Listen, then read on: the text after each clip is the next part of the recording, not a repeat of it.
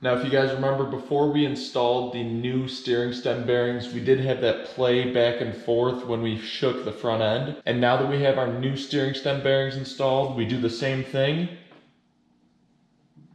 I'm trying to move it back and forth and it's not happening. Everything's nice and tight and those steering stem bearings are working just as they should. So we are all set with the front now. So as you can see, we got the front end reassembled on this bike. We got our nice stealthy black fork tubes installed on here, our new steering stem bearings, a couple other miscellaneous new parts, new levers, we've got new pegs, gas tank is finally back on. This bike is finally starting to come back together.